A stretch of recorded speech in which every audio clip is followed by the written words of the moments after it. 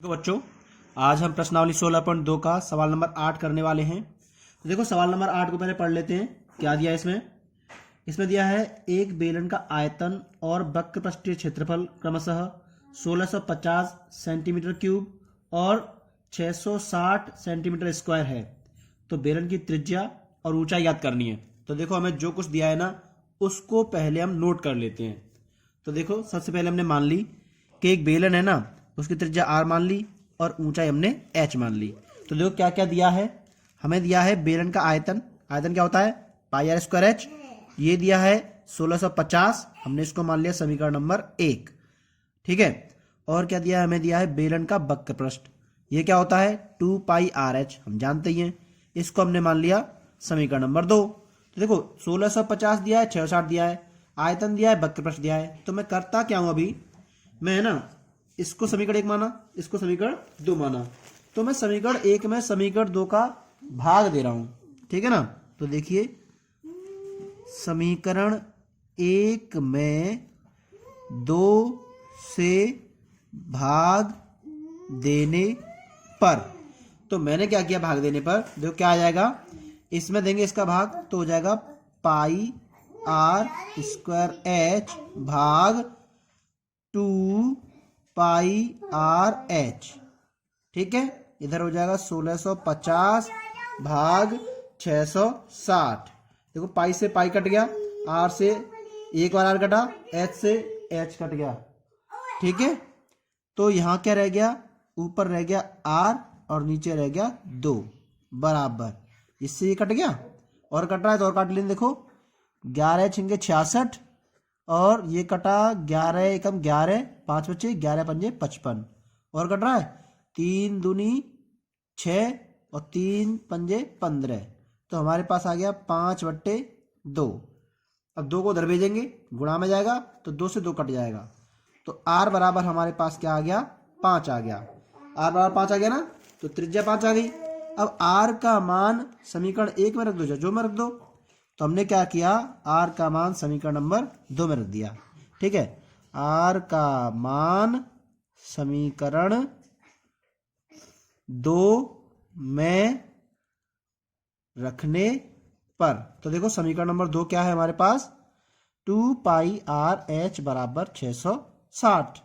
तो 2 गुणा पाई का मान 22/7 गुणा आर का मान 5 गुणा एच बराबर 660। अब हमें क्या करना है? एच का मान निकालना है, तो इस सबको इधर भेज देंगे।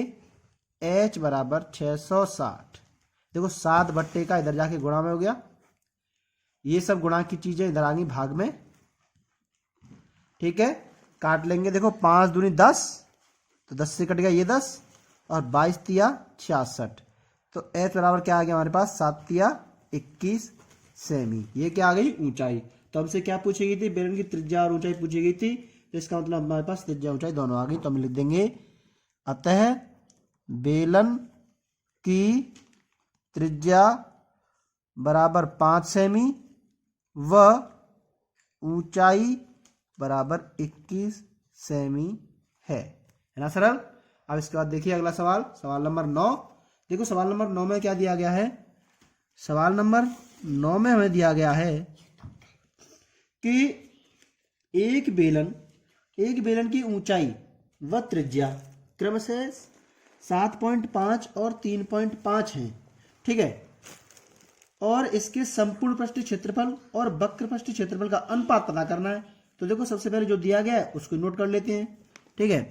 तो हमने क्या क्या दिया है? ऊंचाई और त्रिज्या दिया ना, तो ऊंचाई त्रिज्या लिख लेंगे। माना बेलन की ऊंचाई h बराबर 7.5 सेमी व त्रिज्या r बराबर 3.5 सेमी है। ठीक है।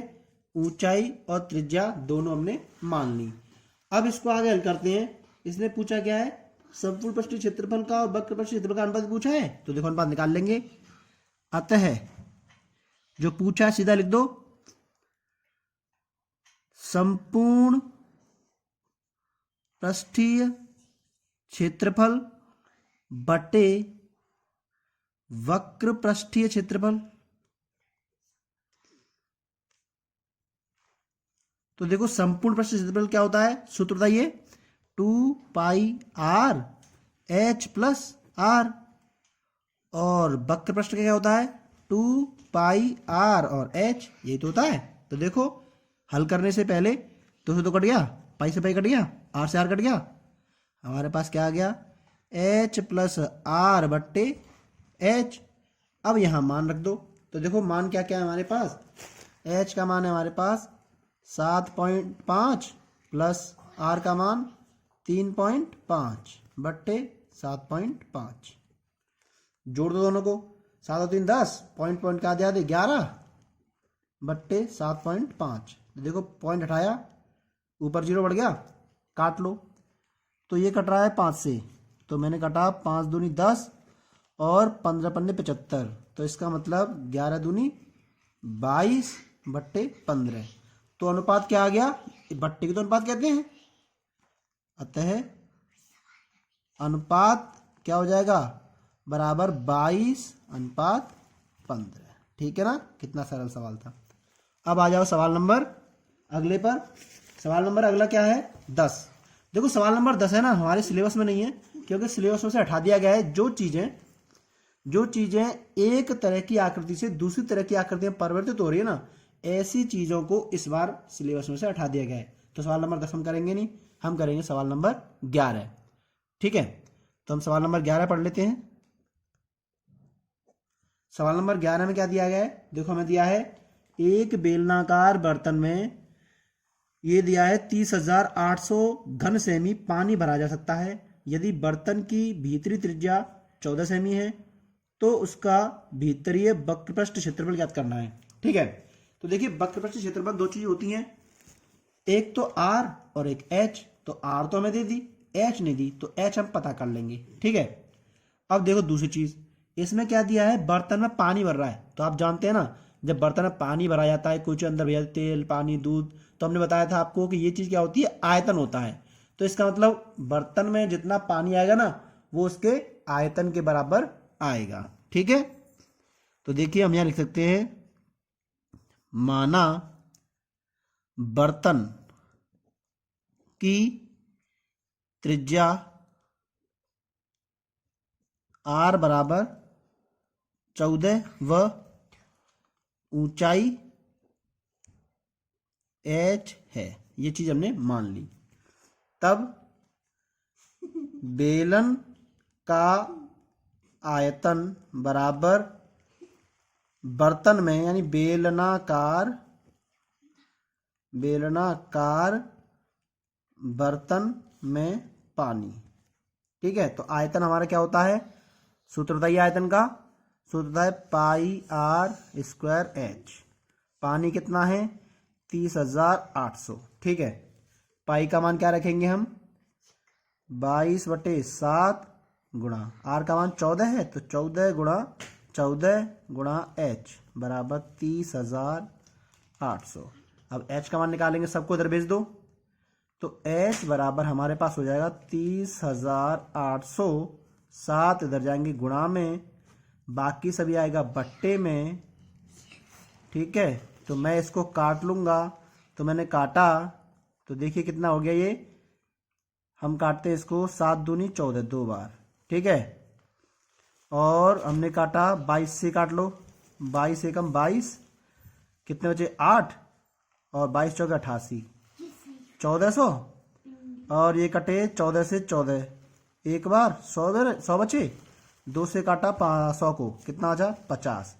तो इसका मतलब ऊंचाई कितनी आ गई हमारी 50। जब एच हमारी 50 आ गई, आर हमारी 14 है, तो हमसे कुछ भी पूछ ले हम पता कर लेंगे ना।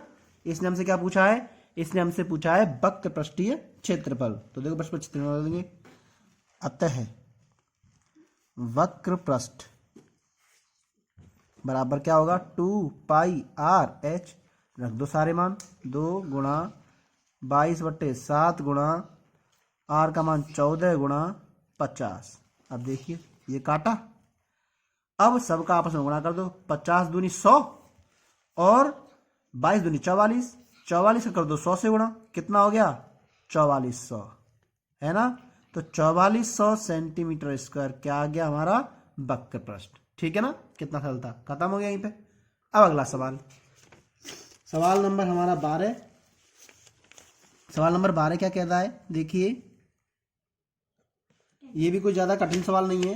ये सवाल नंबर 12 हमसे कह रहा है कि एक बेलन की मोटाई दी है 2 सेमी, इसका भीतरी व्यास दिया है 14 सेमी और ऊंचाई दी है 26 सेमी। तो इसके दोनों सिरे अगर खुले हुए हों तो बेलन का संपूर्ण पृष्ठीय क्षेत्रफल ज्ञात करो। तो देखो हमें क्या दिया है, एक ऐसा बेलन दिया है ना जिसमें मोटाई भी है और इसकी भीतरी और बाहरी त्रिज्याएं भी हैं। तो इसका मतलब क्या हो गया, ये जो हमारा बेलन है ना खोखला बेलन हो गया। ठीक है, तो खोखला बेलन 2 त्रिज्या हमने बताई थी आपको। तो देखिए हम मान लेंगे इसको भीतरी और बाहरी की वजह से, माना बेलन की ऊंचाई h बराबर कितनी दी है, 26। ठीक है, अब भीतरी व्यास 14 सेमी दिया है। ठीक है, तो हम मान लेते हैं, माना भीतरी व्यास, अब व्यास तो त्रिज्या का दुगना होता है, 2r मान लिया। ठीक है, अब इसमें 2 होंगे व्यास, तो एक बार r1 मान लेंगे, एक बार r2 मान लेंगे। तो हमने इसको मान लिया r2, तो 2r2 बराबर होगा यहाँ पे 14 सेंटीमीटर। तो r2 कितना हो जाएगा बच्चों, 2 को इधर भेज दो, बट्टे में आ गया, r2 बराबर 7। अब देखो मैं आपको बताऊंगा एक चित्र के माध्यम से, तो ऐसा एक चित्र हो। ठीक है, अब जरा सोचिए आप, ऐसा चित्र हो कोई। ठीक है, अब इसने यहां वाला दिया है 14, ये दे दी है 2। तो अगर मैं त्रिज्या निकालूंगा इस 14 वाली, तो यहां तक 7 हो जाएगी, नहीं यहां से यहां तक 7 होगी।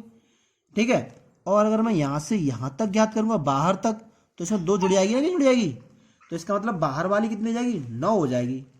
ठीक है, तो माना बाहर की त्रिज्या, ठीक है ना, बाहरी त्रिज्या r1 बराबर 7 + 2 कितनी हो गई, 9।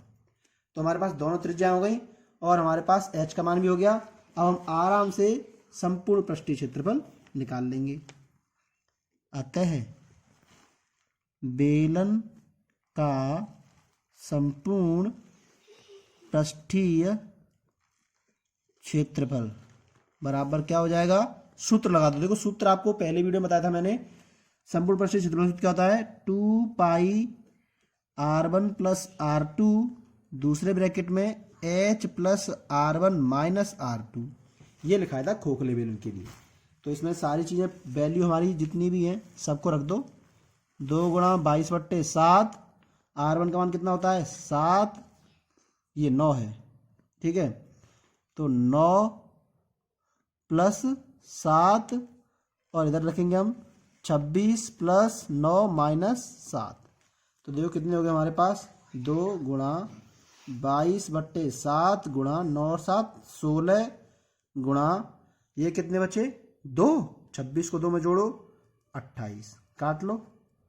ठीक है, अब देखो इन सब का आपस में गुणा कर दो, ये 4 दूनी 8 और 22 और 16 इन सब का आपस में गुणा कर देंगे तो हमारे पास आ जाएगा 2816। ठीक है, तो 2816 सेंटीमीटर स्क्वायर ये क्या आ गया हमारा, इस बेलन का संपूर्ण पृष्ठीय क्षेत्रफल आ गया। ठीक है, आखिरी सवाल देखिए, 13वां सवाल क्या कह रहा है हमसे। 13वां सवाल कह रहा है कि एक बेलन दोनों सिरों से खुला हुआ है, इसकी ऊंचाई है 20, इसके अंतः व्यास और बाहरी व्यास 26 और 30 हैं, तो खोखले बेलन का आयतन ज्ञात करो। तो देखो ये भी बेलन उसने दिया है साफ साफ कि खोखला है। ठीक है, तो इसका आयतन ज्ञात करवा रहा है। ठीक है, तो देखो जो जो दिया उसको लिख लेंगे। माना बेलन की ऊंचाई h बराबर 20 सेमी। ठीक है, अब बाहरी व्यास, अब व्यास ही दिया है ना हमें, तो बाहरी व्यास कितना दिया है इसका 30, अंदर का 26, तो बाहरी व्यास हमने मान लिया 2r1। बराबर 30, इसको इधर भेजेंगे तो R1 बराबर कितना हो जाएगा 30/2, कितना हो गया 15। ठीक है, ये तो बाहरी व्यास हो गया। और आंतरिक व्यास तथा अंतः व्यास 2R2। ठीक है, तो 2R2 बराबर कितना दे दिया इसने 26। तो हम क्या करेंगे, अब इसको इधर भेजेंगे तो R2 बराबर 26/2, तो R2 बराबर कितना आ गया 13। अब R1 R2 दोनों की वैल्यू हमें पता है। अब क्या निकालेंगे, आयतन आराम से निकल आएगा। अतः बेलन का आयतन, देखो खोखले बेलन के आयतन का सूत्र आपको पता होगा, ये होता है पाई। क्या करेंगे हम, तो देखो खोखले बेलन के आयतन का सूत्र लगा देंगे। तो हमने सूत्र लगा दिया खोखले बेलन के आयतन का, क्या होता है पाई R1 का वर्ग माइनस R2 का वर्ग कोष्टक में बंद करके फिर गुणा H। ठीक है, तो सारे मान रख देंगे यहाँ पे। हमने रखे पाई R1 माइनस R2 का मतलब क्या हो गया, एक कोष्टक में दोनों को जोड़ दो। ठीक है, सूत्र होता है ना सरसंघों वाला, कक्षा 8 में सरसंघा होती है, एक कोष्टक में घटा दो, A² माइनस B² वाली सरसंघा ये गुणा H। तो देखो मान रखा हमने, तो क्या आ गया हमारे पास 22/7, ये कितने कितने हो गए 15 + 13 और 15 - 13 गुणा में 20। ठीक है, सारी वैल्यू रख दो, 22/7 गुणा 28 गुणा 2 गुणा 20। ठीक है, अब काटो 7 चौके 28, 4 बार कट गया। अब देखो गुणा कर देंगे, 22 चौके 88, ठीक है, और 20 दूनी 40। तो 22 चौके 88 में 40 में गुणा कर दो तो ये आएगा 22 चौके तो देखो 88 हो गए, गुणा 20 दूनी 40 हो गए। अब इन दोनों का गुणा करेंगे तो क्या आंसर आएगा, तो देखो गुणा कर दो, 4 का पारा पढ़ लो, ये हो गया 3520। ठीक है ना, तो 3520 सेमी क्यूब, ये क्या आ गया, ये आ गया हमारा जो बेलन था उसका आयतन। ठीक है, यही तो हमसे पूछा गया था, यही हमारा सवाल खत्म हो गया। अब देखिए, अब प्रश्नावली इसके 16 के जो अगले हैं ना पार्ट 16.3 16.4 वो हमारे सिलेबस में से इस बार हटा दिए गए हैं, तो अब उनको नहीं पढ़ेंगे। ठीक है ना।